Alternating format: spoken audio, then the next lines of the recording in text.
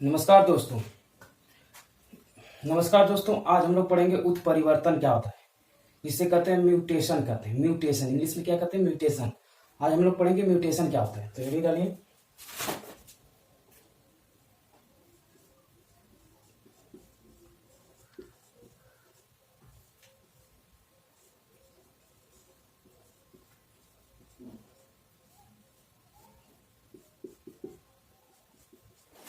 ये हेडिंग है, देखिए बायोलॉजी का बहुत ही महत्वपूर्ण हेडिंग है, जिसका नाम है उत्परिवर्तन, जिसे इंग्लिश में कहते हैं म्यूटेशन कहते हैं। म्यूटेशन क्या होता है? बहुत आसान है। देखिए, जैसा कि इसका अर्थ हम लोग देखते हैं पहले। अर्थ,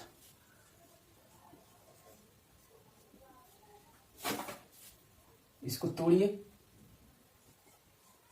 परिवर्तन, इसको तोड़िए दो भाग में।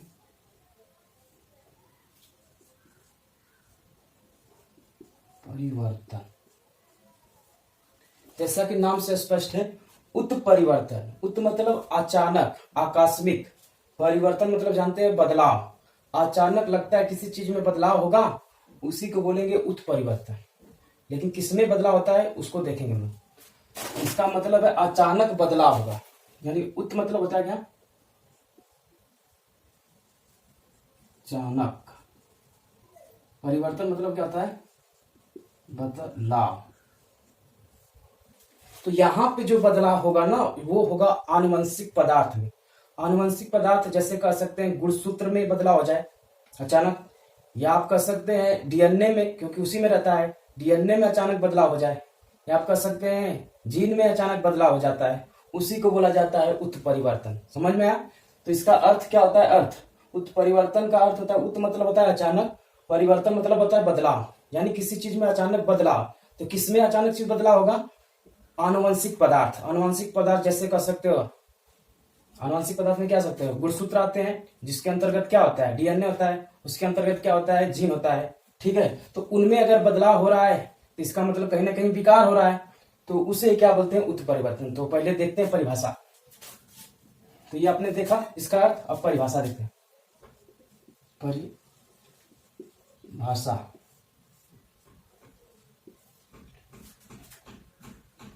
वह क्रिया जिससे आनुवंशिक पदार्थ क्या हो सकता है? गुणसूत्र हो सकता है, डीएनए हो सकता है, या जीन हो सकता है। इसमें वह क्रिया जिससे आनुवंशिक पदार्थ में अचानक परिवर्तन यानी बदलाव होता है। अचानक क्या हो जाता है? आनुवंशिक पदार्थ में क्या होता है? अचानक परिवर्तन हो जाता है, यानी बदलाव हो जाता है, जिस कारण क्या हो जाएगा? जिस कारण जीनोटाइप तथा फिनोटाइप में बदलाव हो जाता है,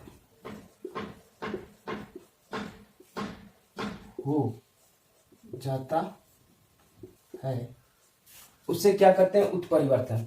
देखिए, बहुत आसान परिभाषा है। यह एक क्रिया है, प्रक्रिया है। ठीक है, किसी कारण हो सकता है। ठीक है, जैसे जैसे क्या बोलते हैं, जापान में आपने देखा हिरोशिमा नागासाकी जो होता है, नागासाकी, उसमें क्या था? जो परमाणु बम द्वितीय विश्व युद्ध में गिराया गया था अमेरिका के द्वारा, तो वहां पे क्या होता है ना, उनके जो बच्चे पैदा होते हैं वो विकलांग पैदा होते हैं। क्यों होते हैं? क्योंकि अचानक गिराया गया था, जिसके कारण क्या होगा? उसके डीएनए जो होते हैं, जो वहां के मनुष्य थे, डीएनए में परिवर्तन हो गया। इसके वजह से क्या हुआ? डीएनए में, यानी कि आनुवंशिक पदार्थ में परिवर्तन हो गया, यानी डीएनए में, या तो आप गुणसूत्र में कर सकते हैं, या कर सकते हैं जीन में परिवर्तन हो गया है। तो होने से क्या होगा? उसमें विकार आ जाएगा, और ये विकार उनके पीढ़ियों में आज तक भी देखने को मिलता है। तो उसी का ये एक प्रकार का विकार है, मतलब एक प्रकार से टूटी है शरीर के अंदर। ठीक है, तो क्या होता है? वह प्रक्रिया जिससे आनुवंशिक पदार्थ में अचानक क्या हो जाता है? परिवर्तन हो जाता है, जिस कारण क्या हो जाएगा? जीनोटाइप मतलब क्या होता है? जीन प्रारूप। समझ रहे हैं? और फिनोटाइप मतलब हुआ लक्षण प्रारूप, ठीक है। इसमें क्या हो जाता है, बदलाव हो जाता है, तो उसे क्या कहते हैं, उत्परिवर्तन। समझ में आया। इसकी सबसे पहले पादप में खोज हुई थी, उस वैज्ञानिक का नाम लिखेंगे, ठीक है। ये अर्थ हुआ, ये हुआ परिभाषा। खोज किसने किया था, खोज,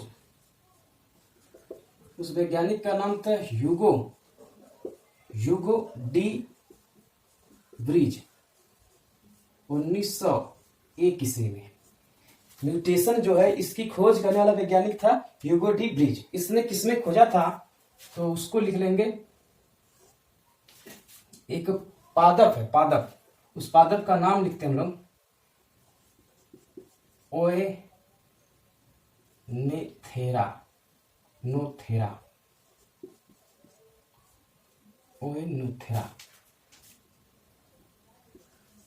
लैमार्कियाना नामक पादप, ठीक है।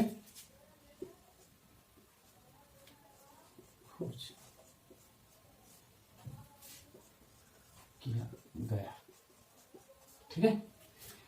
एक पादप है जिसका नाम है ओएनोथेरा, इसका नाम, पूरा नाम क्या है, ओएनोथेरा लैमार्कियाना नामक पादप में खोजा गया था सबसे पहले, ठीक है। इसको उत्परिवर्तन यानी विकार एक प्रकार से, यानी जो है आनुवंशिक पदार्थ जो होता है उसमें जो है अचानक परिवर्तन देखा गया, तो एक पादप में देखा गया। हमने अभी उदाहरण बताया, जो मानव में भी तो ये सब पाए जाते हैं, तीनों जीन कहो, चाहे डीएनए कहो, चाहे गुणसूत्र कहो, ठीक है। तो उसमें अगर अचानक परिवर्तन हो जाए तो उसे उत्परिवर्तन कहते हैं, म्यूटेशन कहते हैं, ठीक है।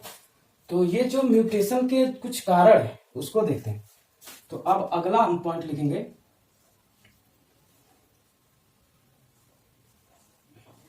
म्यूटेशन जिसे कहते हैं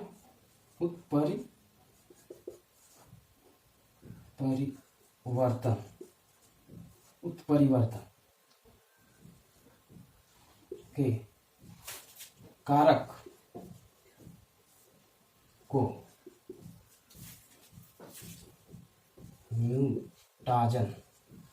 म्यूटाजन मतलब उत्परिवर्तन जन कहते हैं। ये उत्परिवर्तन जिन कारणों से या कारकों की वजह से होता है उसे क्या कहते हैं, म्यूटाजन कहते हैं या उत्परिवर्तन जन कहते हैं, ठीक है। तो जिसके कारण ये होता है, तो कौन कौन से वो है, तो देखिए ध्यान से, एक है भौतिक उत्परिवर्तन और दूसरा रासायनिक उत्परिवर्तन। ये दो कारण है या कारक है। भौतिक में जैसे मान लीजिए रेडिएशन के कारण क्या हुआ था, रेडिएशन जानते हैं, जो बम गिराएगा तो उसके रेडिएशन से क्या हुआ, जो वहां के मनुष्य थे उनके डीएनए आनुवंशिक पदार्थ जो था वो क्या हुआ, परिवर्तन हुआ। आज भी ये परिवर्तन देखने को मिल रहा है। तो ये भी कारण हो सकता है। भौतिक परिवर्तन में आप लिख सकते हैं यूवी रे यानी परावैंगनिक किरण, एक्स रे लिख सकते हैं, एक्स रे, ठीक है। ये जो किरणें तो बहुत हानिकारक होते हैं, इनकी वजह से क्या हो सकता है, विकार। वो कौन सा है, उत्परिवर्तन हो सकता है, यानी डीएनए या आप कह सकते हैं जीन या गुणसूत्र, यानी कि आनुवंशिक पदार्थ में क्या हो जाएगा, अचानक परिवर्तन हो जाएगा। और रासायनिक में आप लिख सकते हैं मस्टर्ड गैस, आप लिख सकते हैं। एक और उदाहरण इसका होता है ETBR, इसका फुल फॉर्म लिख सकते हैं इथीरियम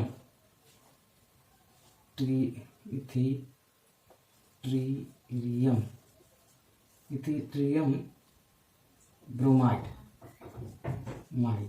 ठीक है।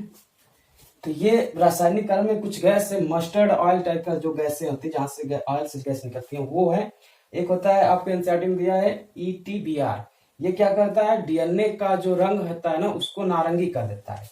नारंगी, देखो डीएनए पारदर्शी होता है, ठीक है, उसको कलर ये प्रदान कर देता है। इससे पता चल जाता है इफेक्ट हुआ है इसको, ठीक है। देखिए आप डीएनए को नग्न आंखों से देख नहीं सकते, कलर इसका होने पे आप सूक्ष्मदर्शी से देख सकते हैं। तो ये क्या करता है, ETBR क्या करता है, और नारंगी यानी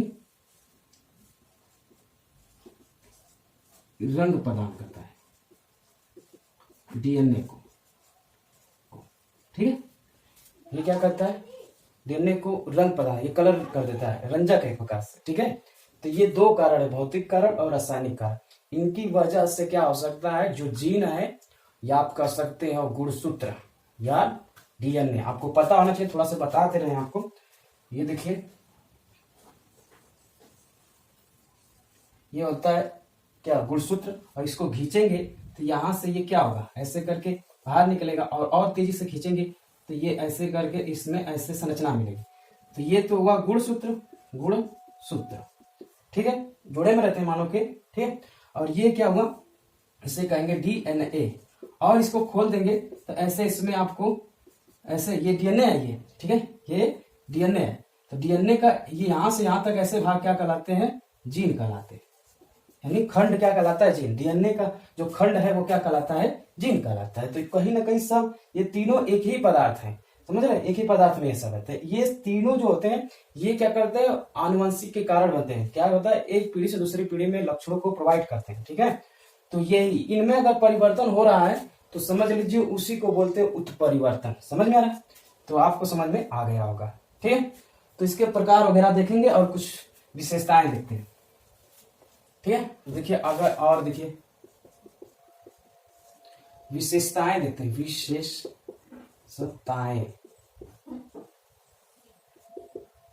ठीक है। विशेषताएं यानी उत्परिवर्तन की या म्यूटेशन की विशेषता क्या होती है, कुछ देख लेते हैं। पहला जैसे विशेषता होता है, ये कैसे होते हैं, रैंडम होते हैं, रैंडमली आते हैं, ये रैंडमली आते हैं। जिसे आप हिंदी में कह सकते हैं यादृच्छिक कह सकते हैं, ठीक है। यादृच्छिक मतलब रैंडमली आते हैं, ठीक है, किसी भी जीव में। दूसरा आप लिख सकते हैं वंशा गति प्रदर्शित करते हैं, प्रदर्शित करते हैं यानी आप कह सकते हैं कि एक पीढ़ी से दूसरे पीढ़ी में ये इफेक्ट जा सकता है। वंशागति मतलब क्या, एक पीढ़ी से दूसरे पीढ़ी में स्थानांतरित हो सकता है, ठीक है। तो ये एक प्रकार की इसकी विशेषता ये भी है कि ये वंशागति प्रदर्शित करते हैं। और आपको पता होना चाहिए ये हानिकारक होगा। तो हम कहें अधिकांश ये क्या होते हैं, अधिकांश क्या होते हैं, ये हानिकारक होते हैं, अधिकांशतः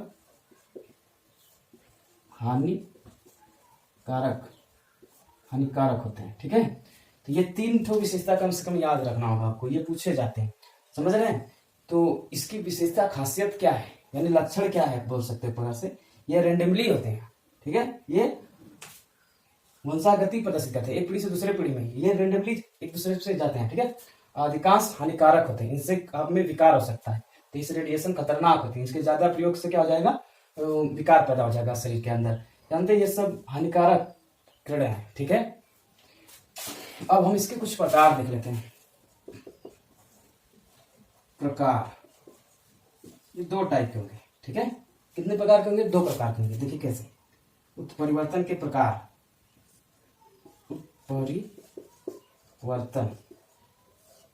के प्रकार। देखिए दो टाइप के प्रकार में आएंगे, कौन कौन से आते हैं देखिए ध्यान से। पहला तो ये आएगा, जीन में हो सकता है उत्परिवर्तन हो, जीन उत्परिवर्तन। दूसरा हो सकता है गुणसूत्र उत्परिवर्तन, गुणसूत्र उत्परिवर्तन, ठीक। या जीन में आपके क्या हो जाए उत्परिवर्तन या गुणसूत्र। जीन का मतलब क्या हुआ, डीएनए का जो क्रम है वो गड़बड़ जाए। अभी पिक्चर दिखाया था ना डीएनए, ठीक है, उसमें परिवर्तन हो जाता है तो उसे क्या कहेंगे, उत्परिवर्तन। जीन अगर गुणसूत्र में उत्परिवर्तन हो रहा है तो उसे क्या कहेंगे, बदलाव हो रहा है अचानक। अगर जीन में अचानक बदलाव हो जाए, ठीक है, तो उसे कहेंगे जीन परिवर्तन, यानी जीन उत्परिवर्तन। अगर गुणसूत्र में क्या हो जाए, पहले ही शुरुआत में उत्परिवर्तन हो जाए, मतलब अचानक बदलाव हो जाए, तो उसे गुणसूत्र उत्परिवर्तन कहेंगे। ये इसमें दो आते हैं। जीन उत्परिवर्तन ऐसे भी कर सकते हैं, डीएनए के जो अनुक्रम है व्यवस्था है उसमें गड़बड़ हो जाए तो उसे जीन परिवर्तन ऐसे भी कर सकते हैं। देखिए कैसे होता है इसमें, बिंदु, इसमें दो होते हैं, इसमें कितने होंगे, दो। बिंदु उत्परिवर्तन यानी जीन उत्परिवर्तन, और दूसरा होता है आप लिख सकते हैं फ्रेम सीट उत्परिवर्तन, ठीक है। तो उत्परिवर्तन इसमें दो टाइप के, बिंदु में परिवर्तन हो जाएगा, फ्रेम सीट में परिवर्तन है। जैसे देखिए, जैसे आप डीएनए इस यानी कर सकते हैं डीएनए में परिवर्तन, डीएनए में परिवर्तन। तो डीएनए जब आप जो ये बनाएंगे, देखिए जैसे डबल हेलिक्स संरचना बनाएंगे ऐसे करके, समझे? तो यहाँ पे ATGC इस तरह आप देखते रहते हैं, ATGC ऐसे आप इस क्रम में बहुत सारा देखे रहते हैं, हाइड्रोजन बंद रहते हैं इसमें। इसको प्यूमिन मतलब यहाँ पे जो है ये ATGC ये जो है इसके यहाँ स्थान में क्या हो, इसके बिंदु में क्या हो जाए परिवर्तन, T की जगह C हो जाए, A की जगह G हो जाए, उल्टा हो जाए, बिंदु में परिवर्तन कहलाएगा। अगर इसके ऐसा है A की जगह बदल जाए T की जगह C, मतलब इसमें परिवर्तन हो जाए तो उसे क्या कहेंगे, बिंदु उत्परिवर्तन कहेंगे, ठीक है। या पूरा फ्रेम ही बदल जाए, जो इसका आकार है फ्रेम सीट ठीक क्या हो जाए, पूरा एकदम इक्वल, जो इतना पूरा स्ट्रक्चर ये पूरा ही बदल जाए, तब उसे क्या कहेंगे, फ्रेम सीट कहेंगे, ठीक है। समझ में आ रहा होगा? आपको पता हो, यहाँ पे डीएनए तो पढ़ा नहीं रहे, डीएनए जब पढ़ाना होता है तो इसको डिटेल में पढ़ाया जाता है। AG ये दोनों जो होते हैं इसको प्यूरिन कहते हैं ना, इसको क्या है, पायरेडेमिन कहते हैं, इन दोनों को क्या कहते हैं, पायरेडेमिन कहते हैं, ठीक है। तो वो डीएनए इसमें पढ़ा जाता है, तो उसको छोड़िए, ठीक है। तो ये आपको पता चल गया बिंदु उत्परिवर्तन क्या होता है, कि इसका जो बिंदु है जहां पे स्थान है, ठीक है, उसमें अगर परिवर्तन हो जा रहा है, विकार हो रहा है किसी कारण, इनके कारण, तो समझ लीजिए उसे बिंदु उत्परिवर्तन कहेंगे, क्योंकि जीन मतलब डीएनए का, ठीक है, और फ्रेम मतलब पूरा ये संरचना है क्या हो जाए, खराब हो जाए, तो उससे क्या कहेंगे, फ्रेम सीट उत्परिवर्तन। आप जानते हैं इसकी खोज किसने किया था, वर्ग नाम के वैज्ञानिक, वो छोड़िए, देखा था पहले बार, इसको नहीं पढ़ना है हमें, हमारा टॉपिक ये है। और ये गुणसूत्र उत्परिवर्तन क्या होता है, इसी दो टाइप का होता है। पहला होता है संख्यात्मक गुण सूत्र उत्परिवर्तन, एक होता है दूसरा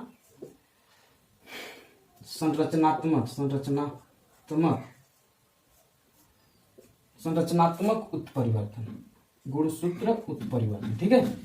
यदि देखिए संरचनात्मक मतलब संरचना ही बदल जाए, संरचनात्मक मतलब जो गुणसूत्र है, इस तरह का जो गुणसूत्र होता है, डबल हेलिक्स मतलब कि डबल जोड़े में होता है, तो इसका जो संरचना ही बदल जाए, स्ट्रक्चर ही बदल जाए, या तो इसकी संख्या बदल जाए, जैसे मानव कितने गुणसूत्र होते हैं, 46 होते हैं, 46 के जगह 45 हो जाए, या 44 हो जाए, 47 हो जाए, यानी संख्या में बदल जाएगा ना।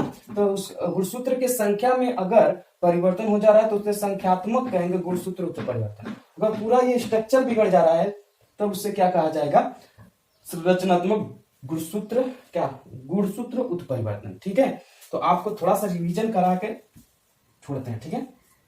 देखिए ध्यान से, फिर से मैं समझाना चाहूंगा, ध्यान देखिए। हमारा टॉपिक था उत्परिवर्तन जन क्या होता है, मतलब उत्परिवर्तन क्या होता है, ठीक है, जिससे म्यूटेशन का। तो सबसे पहली बात ये देखिए, इसका अर्थ क्या, उत्परिवर्तन को भाग में तोड़िए, तो उत धन परिवर्तन, उत मतलब होता है अचानक, परिवर्तन मतलब होता है बदलाव, तो अचानक लगता है किसी चीज में बदलाव होगा, ठीक है।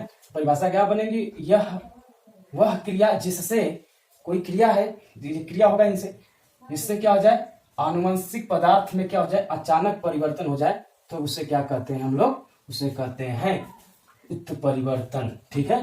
तीसरी बात ये देखेंगे कि इसकी खोज कौन किया था। इसकी खोज करने वाला व्यक्ति का नाम है ह्यूगो टी ब्रिज, ठीक है। आपको इंग्लिश में ये याद रखना है, म्यूटेशन, ठीक है। तो अब देखिए किसमें खोजा गया था, सर्वप्रथम इसमें खोजा गया था, एक पौधा है, इसी पौधा आपको याद कर लीजिए, ओएनोथेरा लैमार्कियाना नाम का पौधा है, उस पादप में सबसे पहले इसकी खोज हुई थी, ठीक है। यानी उत्परिवर्तन, यानी किसी तरह इफेक्ट हो गया उसमें। और तीसरी बात है, और आगे हम पढ़ेंगे म्यूटेशन जो होता है, कारण या कारक को क्या कहा जाता है, कारण भी लिख सकते हैं, जिन कारणों से होता है, म्यूटेशन जिन कारणों से होता है, यानी म्यूटेशन के कारण जिन कारणों से होता है उसे क्या कहते हैं, उसे कहते हैं म्यूटाजन कहते हैं, क्या कहते हैं, म्यूटाजन बोलते हैं उसको, क्या बोलते हैं, म्यूटाजन बोलते हैं, ठीक है। तो कारक को क्या बोलते हैं, उसे हम बोलते हैं म्यूटाजन बोलते हैं, ठीक है। कौन कौन सा होता है, भौतिक कारक होता है, एक क्या होता है, रासायनिक कारक में आते हैं। तो भौतिक में आप रेडिएशन ले सकते हैं, इसमें गैस और ये एक ETBR आ सकता है, ठीक है। और विशेषता क्या है, इसकी विशेषता खासियत क्या है, तो ये यादृच्छिक होते हैं, मतलब कि रैंडमली आते हैं। अब वंशागति मतलब एक पीढ़ी जो होगी उससे उसके बच्चों में इस तरह करके चलती है, तो आपने यहाँ पे देखा होगा, ये आपको भोपाल गैस वाले में आपको बहुत बढ़िया से देखने को मिलेगा, उसमें भी कुछ आज तक विपरीत और जापान में भी देखेंगे, ठीक है। तो वहां भी आज इसका प्रभाव पड़ता है, ठीक है। बम गिराया गया था अमेरिका द्वारा, तो वो सब बात अलग है। यहाँ पे देखिए अधिकांशतः हानिकारक होते हैं, ठीक है।